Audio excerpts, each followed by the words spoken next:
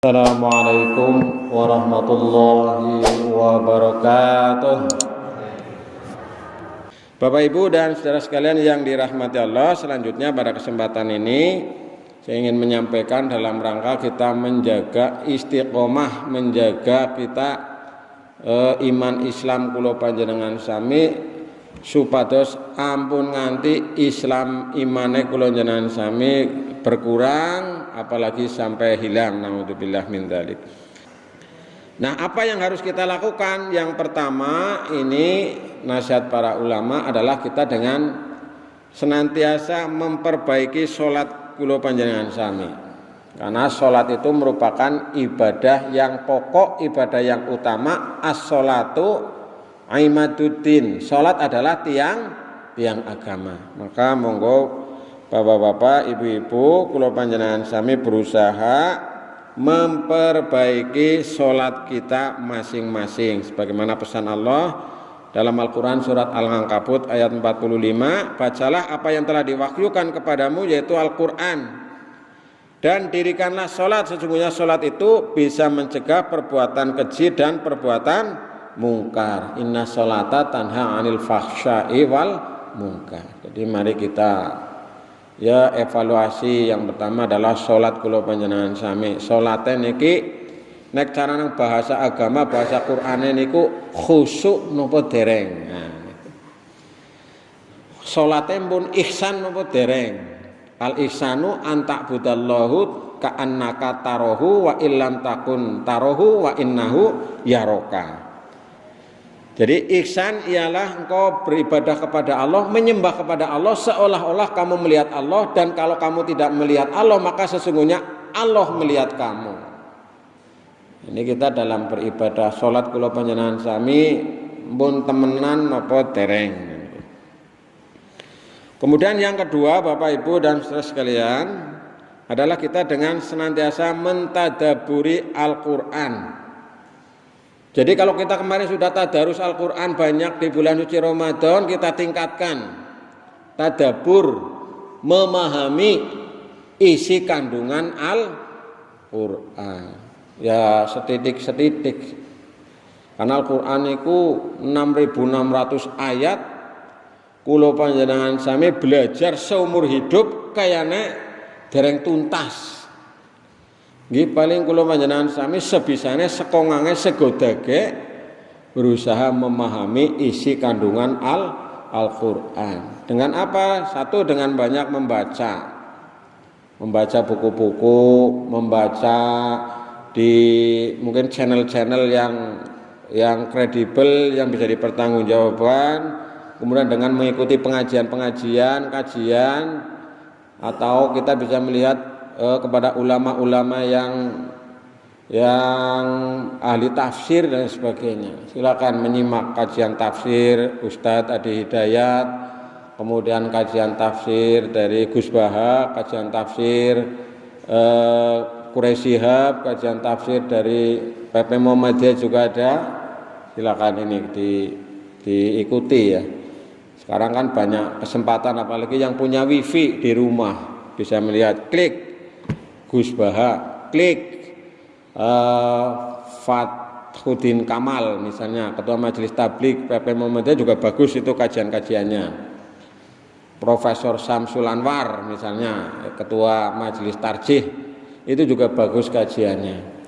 Jadi kita ini memperbanyak mentadaburi Al-Quran, karena Al-Quran ini merupakan salah satu cara bagi kita untuk menjaga keimanan dan istiqomahnya keislaman kita.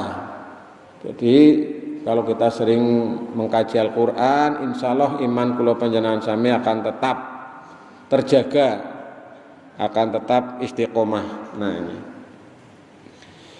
Kemudian yang ketiga, Bapak Ibu dan saudara sekalian, adalah kita berusaha gemar berkumpul dengan orang soleh, ya sebagaimana nasihat para pendahulu kita. Di antara tombo ati itu kan 5 perkorone wong kang becik dan kumpulono. Nah, ini Jadi kita memperbanyak bergaul dengan orang-orang soleh. Ya, bergaul di mana saja, termasuk bergaul di medsos. Ya. Karena sekarang banyak pergaulan di medsos. Ya. Alam maya, dunia maya. Di samping alam nyata juga ada alam maya. Nah, gini bapak-bapak, ibu-ibu gari mengenal dunia maya apa mboten itu? Sing ora tau nyekel HP ya orang ngerti dunia maya, ngertine dunia nyata niki. Jadi kita banyak interaksi di dunia maya sekarang. Baik itu lewat WA, lewat Facebook, Instagram dan lain sebagainya. Jadi kita ini upaya untuk menjaga supaya iman dan takwa kita ini tetap terjaga adalah dengan bergaul dengan orang-orang yang soleh. Ya, wong bergaul karo bakul kebo, karo tukang kebo ya mandan mambu kebo. Karo pangon kebo ya mandan mambu kebo. Bergaul karo bakul minyak wangi ya suwe-suwe melu ketularan mambu wangi. Jadi supaya orang sukses itu harus bergaul dengan orang sukses gitu. Dia cerita pengalamannya. Saya itu bergaul dengan orang sukses gitu. Aja batiran karo kue ya tidak meningkat. Maka kita perlu bergaul dengan orang yang lebih dari kita. Jadi di antara cara meningkatkan iman dan takwa yaitu dengan bergaul dengan orang-orang soleh. Karena orang soleh itu memupuk iman, sedangkan bersamanya maka kita akan termotivasi dan bersemangat dalam menjalankan perintah Allah. Nah, kelasnya Ustadz Abdus Somad, Abdus Somad nih nggih, pirsa. Itu juga masih bergaul dengan orang-orang yang merasa lebih dari dia. Kemarin baru bertemu dengan Cak Nun atau MH Ainun Najib. Luar biasa itu. Sampai saya lihat di itu sampai sungkemnya itu kelasnya Ustadz Abdus Somad sungkem maring Cak Nun. Padahal ya menurut kita ya termasuk ulama yang bagus itu ya Ustadz Abdus Somad. Tapi begitu menghargainya terhadap sosok MH Ainun Najib atau Cak Nun. Bahkan cerita dulu ketika masih kuliah suka baca bukunya, kemudian sekarang juga masih suka menonton YouTube-nya MH. Nah, niku kelasnya Ustadz Abdus Somad. Apalagi kula panjenengan sami sebagai orang awam, maka berusaha kula panjenengan sami bergaul dengan orang-orang yang dalam tanda kutip, tanda petik kita anggap orang-orang yang soleh, baik di dunia nyata maupun di alam maya.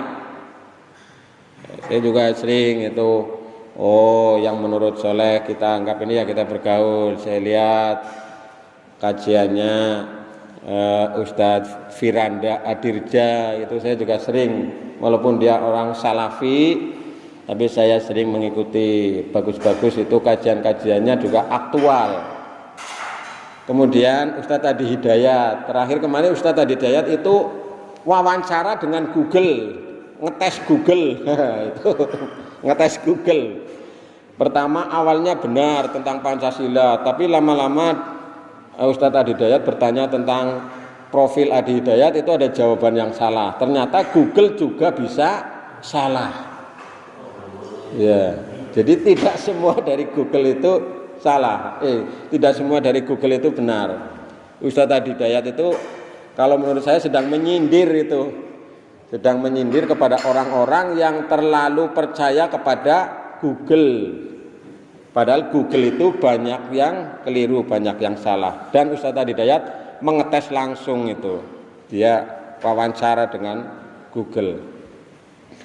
Ketika menyebut Pandeglang itu provinsi, provinsi Pandeglang begitu, dimarahi Google sama Ustadz Adi Hidayat itu. Pandeglang itu bukan provinsi gitu ya. Akhirnya Google-nya minta maaf gitu. Akan kami perbaiki begitu. Nah, ini Bapak Ibu saudara sekalian, kayaknya pun cuma wis niku kali di samping nggih Pak ya. Ini. Nah, ini yang ketiga. Kemudian yang keempat, Bapak Ibu saudara sekalian, ini kita memperbanyak membaca buku-buku tentang keislaman. Nah, ini kelemahan kula panjenengan sami, kita ini jarang membaca. Ini memang abot banget ini kon motivasi kula panjenengan sami kon seneng maca kepriwe ya. Angel temen rasane kon maca rasane bebeh nggih Pak nggih. Nah, ini penyakit umat Islam itu. Wong Islam kuwi senengane udah maca tapi senengane nonton. Nah, nek nonton seneng, nonton yang berupa audio visual kuwi seneng. Tapi kalau untuk membaca itu memang ininya rendah sekali. Padahal buku-buku itu banyak sekali. Dulu waktu saya kuliah itu orang ke perpusnya buku wah kayak semana gitu ya. Aku maca urungannya sepersekian ribu ini. Buku kayak banget ya kadang-kadang paling orang yang dalam judulnya tok lah. Judulnya kayak wah ya ngono sing apik ditulis karo nggawa buku niku sih Pak. Ditulis. Oke, sing penting mengko dicatet halaman sekian. Nah, kula panjenengan sami kapan golek maca? Padahal ilmu itu banyak sekali, Pak. Misalnya ilmu tasawuf. Baik tasawuf yang salaf maupun kholaf maupun yang modern, itu kan banyak sekali. Ilmu tasawuf, ilmu tauhid atau ilmu usul atau ilmu kalam, ilmu fikih, ulumul Quran, ulumul hadis, tentang filsafat, tentang banyak sekali. Orang tekan ya Bu ya, nanti bisa butak kayak gini ya sirahe. Nah, ini pentingnya kita menjaga keimanan antara lain dengan memperbanyak membaca buku. Dulu waktu generasi saya dan teman-teman masih muda itu bacaan bukunya itu buku-buku nek cara wong siki golek ngarani kuwi ya radikal. Waduh, siki nek dicap radikal ki mandan kremut-kremut, Pak. Tuku bukune Hasan Al-Banna niku nggih. Bukune Sayyid Kutub, bukune Muhammad Kutub. Kemudian buku-buku pergerakan ya. Kalau di Indonesia ya buku-buku tulisan dari Muhammad Nasir, buku dari Hamka, kemudian dari AM Fatwa dan lain-lain. Karena dengan membaca ini akan menambah wawasan, menambah ilmu dan menambah iman. Ming siki kelemahane pada orang seneng baca. Iya. Hingga dulu saya juga memaksa membaca. Maka dulu saya pernah menjadi penulis. Wong nulis gue kudu sering maca. Karena wong nulis gue nek ora seneng maca kentengen bahan. Jadi seneng maca. Mung dindi nggawa buku cilik tulis judulnya, bukune, kemudian isinya sehingga nanti ketika membutuhkan dari nyelang bukune utawane motokopi atau kalau kita punya kemampuan itu beli. Jadi ini kelemahan kita Bapak Ibu Saudara sekalian, kurang banyak membaca buku. Maka sekarang yang banyak membaca buku itu orang-orang barat. Yang notabene-nya mereka itu kebanyakan adalah orang-orang kafir, orang-orang non-muslim. Tapi mereka serius sungguh-sungguh. Sehingga sekarang ilmu pengetahuan itu dikuasai oleh mereka. Nah, ini juga kita keprihatinan bersama. Kemudian yang berikutnya Bapak Ibu Saudara sekalian, yang kelima adalah dengan kita mempelajari ilmu pengetahuan. Nah, ini. Setelah kita banyak membaca, kita perlu mempelajari ilmu pengetahuan.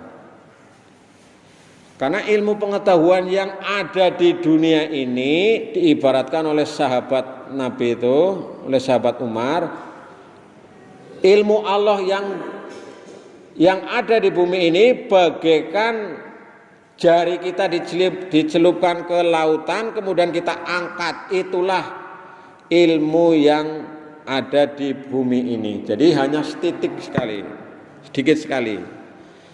Maka ilmu manusia yang hanya setetes dari luasnya samudra ini, kita harus senantiasa belajar dan terus belajar. Jadi diharapkan jane pengajian ini menjadi mencerdaskan kepada jamaahnya, tambah ilmunya. Jadi tidak ajeg bae. Nah, ini yang kelima Bapak Ibu Saudara sekalian, kita dengan mempelajari ilmu pengetahuan. Karena ilmu pengetahuan itu sebenarnya adalah semua berasal dari Allah Subhanahu wa taala. Kemudian yang keenam ini.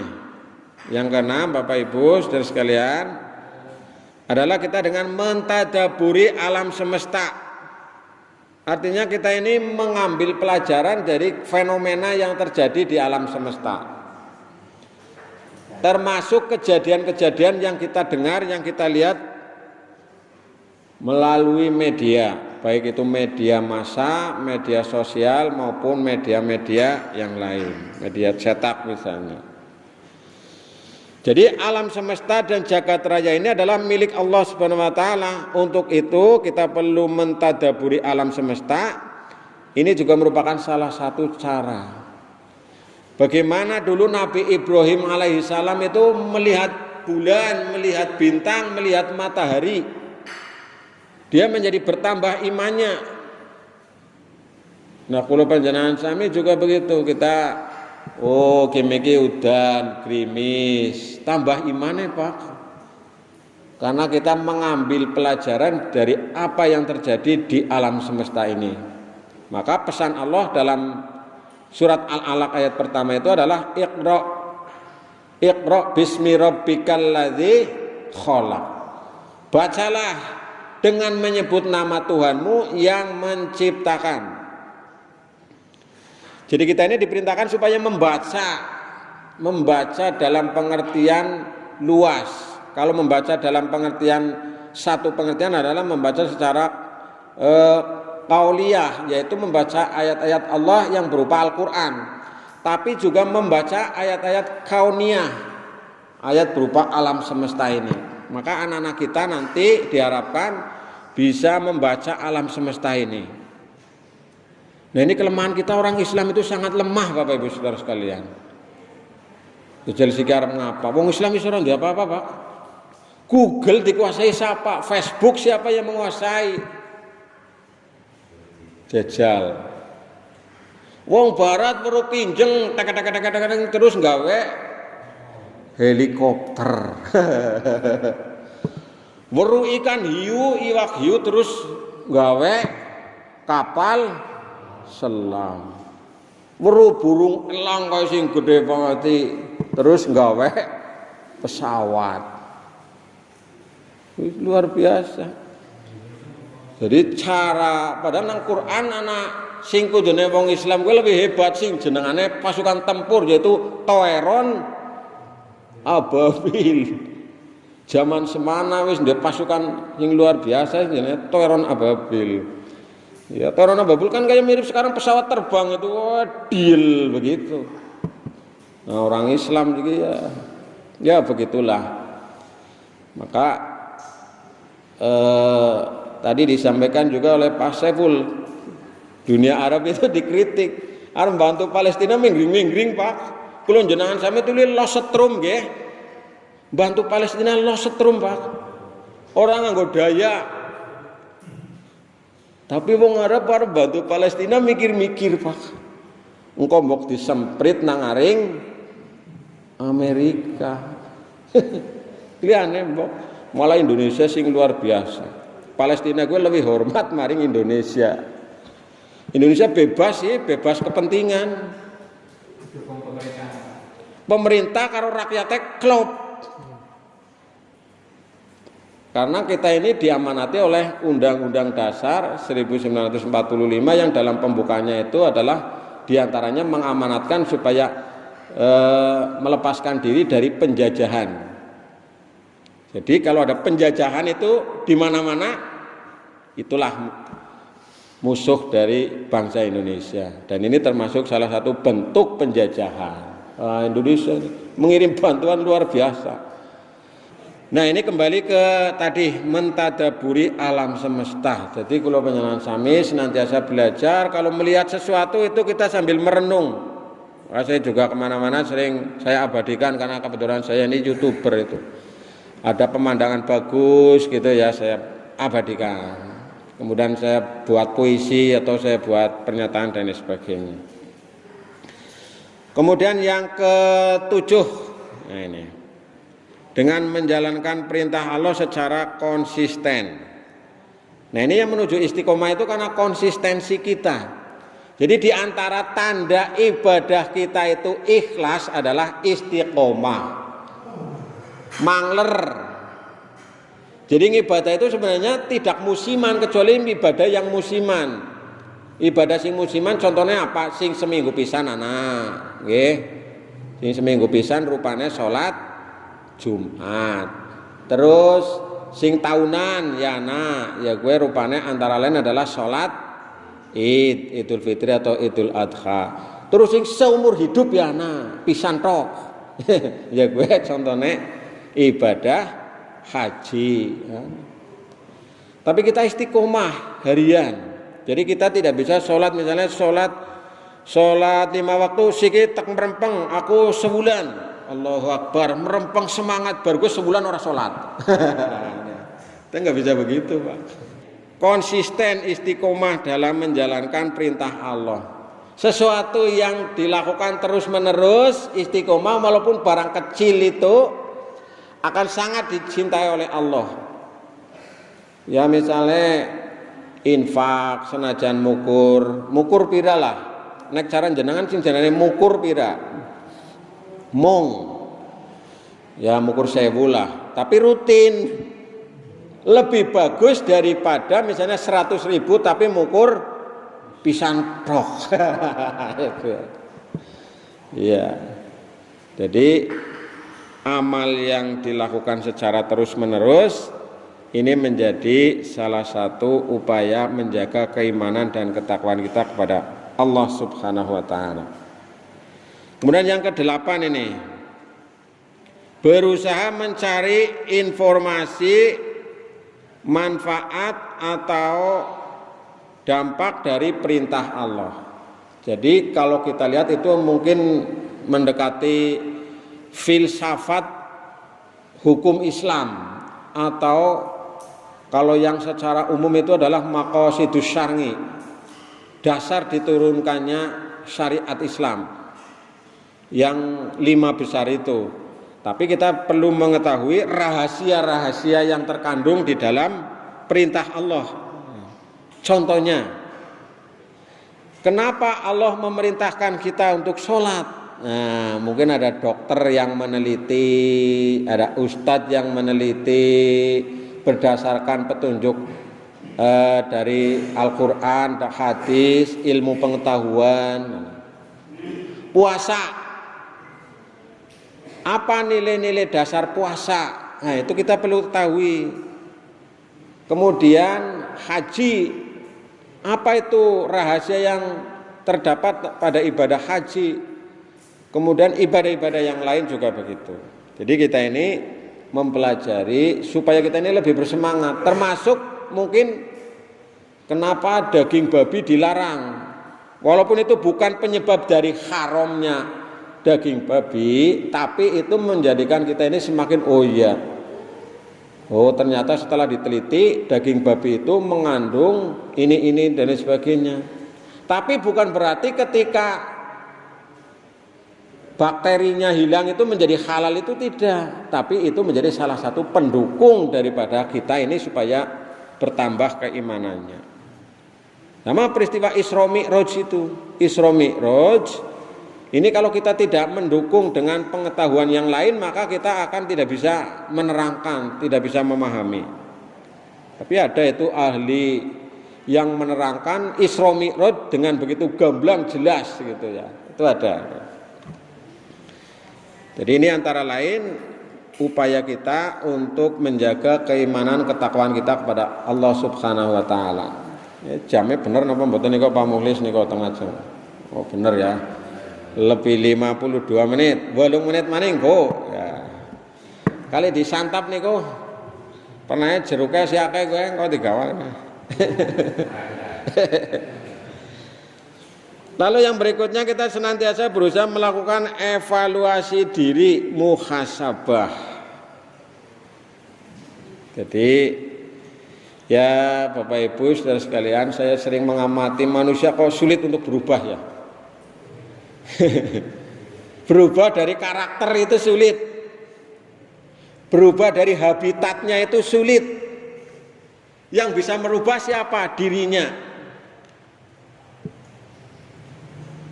Kenapa orang mau berubah itu? Karena punya ilmu. Kenapa orang mau mengubah? Karena dia punya keinginan, punya cita-cita. Maka inilah yang bisa mendorong kesuksesan di segala-galanya. Orang itu mau berubah. Berubah itu supaya kita berubah itu harus bagaimana? Harus melakukan evaluasi diri, evadir.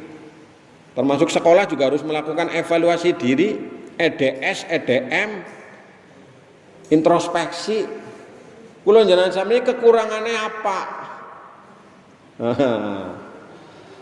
Jadi kita ini senantiasa merenung, oh iya aku ge kekurangannya aku kakean buang-buang waktunya aku akeh sing kebuang. Jajal aku nek orang buang-buang waktu, aku wis akeh karya saya misalnya. Oh iya aku ge misale mohon maaf kakean madang sehingga aku jadi beboh. Aku arep maring masjid ndadak madang gisit. Arep adan aku ndadak madang gisit misalnya kan takon maring awake dhewek. Nah, apa sih aku deneng aring masjid keri bae ya. Oh, aku madange kaken misalnya. Sing bisa dandani siapa? Ya awake dhewek. Nah, ini. Jadi kita ini melakukan introspeksi atau mawas diri untuk mengukur sejauh mana kita telah beriman kepada Allah atau tidak. Termasuk kalau jangan sampai siki mikir-mikir. Ki bahasa Sawal gene aku dadi mandan kendho apa ya. Wingi jarku aku lagi puasa semangat banget, angger adzan pokoknya langsung mangkat misalnya. Lah siki nek urung komat urung mangkat misalnya. Jadi ini menjadi tantangan bagi kita. Bapak Ibu saudara sekalian. Nah, yang berikutnya kita tidak terlena dengan kehidupan dunia. Jadi kehidupan dunia ini hanya sementara. Hanya sementara. Kehidupan yang sebenarnya hanya nanti di akhirat. Saya ketika membuat YouTube itu, Pak, membuat YouTube tentang bupati dari awal sampai akhir di Kabupaten Cilacap itu merenungke keturunannya ki sapa mien ya. Siki dadi wong sing kaya ngapa, hebat-hebat apa ora? Ya biasa saja. Bupati zaman kuno tulir luar biasa dihormatinya. Temurun sampai bupati terakhir. Setelah kita bergaul dengan orang-orang gede, orang-orang besar, ya biasa bae jane. Jadi kehidupan dunia itu jangan sampai melalaikan kita. Jangan terlena dengan kehidupan dunia. Diupayakan kehidupan dunia ini bagi kita merupakan wahana, sarana, wasilah untuk meraih surga. Nah, dunia sing setitik ora sepiraha, kula panjenengan sami berusaha supayane kenanggo kendaraan maring surga, kena nggo tiket maring surga, kena nggo buka lawange surga. Yes. Ini enggak ada yang kita banggakan di dunia ini gitu. Wong hebat tulis lagi menjabat. Nggih. Nek wis ora menjabat ya biasa bae ketemu nang dalan nang pertelon ya monggo wis biasa wae. Iya. Ini gogoh kita di pejabat aja ki metenteng tanda tangannya payu, instruksine payu, acung-acungnya payu. Nang wis ora menjabat. Lah wis biasa. Malah sok malah kadang-kadang dikongkon nang jenengan. Pak tolong ge jujugna surat iki mantan pejabat malah kon jujugna surat. Ya wis ora dadi pejabat. Nah itu hanya satu sisi. Sehingga apa sing dibanggakna banda dunia wong sugih mambrah-mambrah jeglek dunyane ilang bukan orang biasa bae. Sing maune dihormati, klambine apik, jakete apik, mobile apik, begitu di mek mobile moni kuing. Siki wis ora ndek mobil orang apik biasa. Di Majenang banyak, Pak. Enteng seenteng-tenge. Nah. Jadi kita tidak boleh terlena kepada kehidupan dunia karena akhirat itu lebih kekal. Nah, ini antara lain Bapak Ibu Saudara sekalian. Yang terakhir yang ingin saya sampaikan ini menjelang pukul 21 menjauhi stimulus kemaksiatan. Jadi menjauhi sing merekna ngeradak-ngeradak mari kemaksiatan sing merekna. Kan pirang-pirang. Sing merekna dewekan, sing merekna petengan, sing merekna adoh, sing merekna dan lain sebagainya, pikiran belayang-belayang dan lain sebagainya. Nah, ini diusahakan untuk dijauhi karena yang namanya keimanan itu harus dijaga, dan kalau kita ini sudah ada niat untuk menjaga dari stimulus kemaksiatan, maka kita akan terjaga. Jangan sampai kita ini punya niatan untuk menuju kepada kemaksiatan. Maka Allah antara lain berpesan wala taqrabuz zina. Janganlah kalian mendekati zina. Padahal zina itu adalah merupakan perbuatan yang sangat kecil. Mereki bae ora ulih apa maning nganti ngelakoni. Dan ini banyak terjadi. Kemarin saya baru mengupas sebuah berita itu. Jadi di Cilacap itu mengalami kenaikan 100%. Apa? Dispensasi pernikahan akibat hamil di luar nikah. Naudzubillah min dzalik. Tertinggi di Jawa Tengah. Wah, ini luar biasa. Jadi masa pandemi ini menyebabkan anak-anak banyak di rumah HP-an, kemudian komunikasi, orang tuanya tidak bisa ngontrol, akhirnya terjadi kecelakaan lalu lintas pergaulan yang menyebabkan dispensasi di pengadilan agama kabupaten itu banyak sekali, di Cilacap khususnya. Ini juga merupakan keprihatinan bagi kita semuanya. Maka Bapak Ibu Saudara sekalian, ya kita bisanya berusaha dan berdoa kepada Allah Subhanahu wa taala, mudah-mudahan generasi kita ini terjauhkan dari maksiat, terjauhkan diri dari yang dimurkai Allah Subhanahu wa taala, dan senantiasa dibimbing menuju menjadi anak-anak yang solih dan solihah. Amin ya rabbal alamin. Pun pas jam 09.00 kula cekap semanten mangke mbok wonten pengumuman tambahan saring Pak Saipul Pak Saring kula aturaken saking kula cekap semanten bila taufik wal hidayah. Assalamualaikum warahmatullahi wabarakatuh.